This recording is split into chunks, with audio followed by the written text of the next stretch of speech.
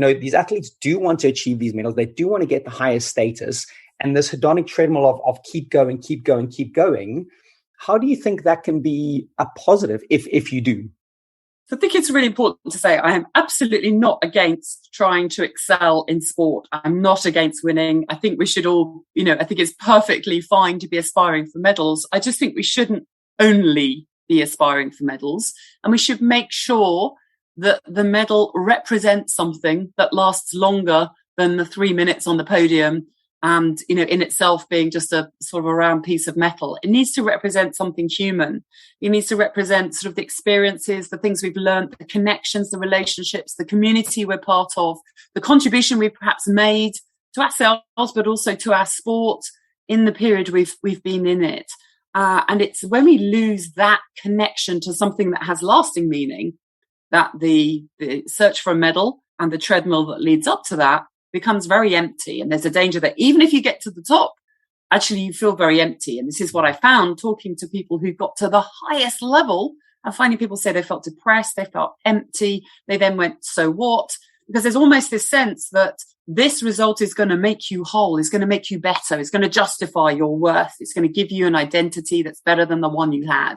And you get this awful shock when you stand on the top of the podium and you get off and you think, right, where's this perfect identity? Where's this everlasting happiness? When does that kick in? And you realize you've got the same relationship problems you had 3 hours ago and the same character flaws. And actually, inside you haven't changed. And why did you think you would or that you needed to? So it's a sort of superficial level. We need to make sure that the pursuit of success is actually grounded in something that has meaning beyond it. So then whatever the result, actually good or bad, of course, we're aiming for the best results possible, but actually the result itself doesn't necessarily determine your interpretation of it afterwards. If you felt you gave everything, if you felt you pushed yourself, maybe made some mistakes that, you want to work on next time, that's what matters.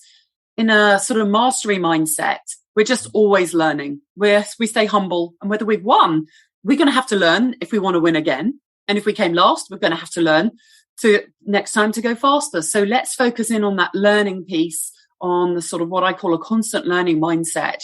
And that tends to keep you much more grounded. It's much better for performance. We don't get this huge high of everything's fantastic that I've won, and then the roller coaster dips when we lose and everything's terrible. That makes us much less resilient. It's exhausting. It's draining. And all of that emotional energy is being trained away from actually getting faster next time. So I think it's about kind of switching our focus a bit and thinking about success in terms of, much more kind of steady path of mastery, of learning, rather than an up and down roller coaster of results, because the results are often affected by things way beyond our control. Luck comes into it, umpires, referees, injuries, our competitors. So why would we put all of our worth into something that's so volatile?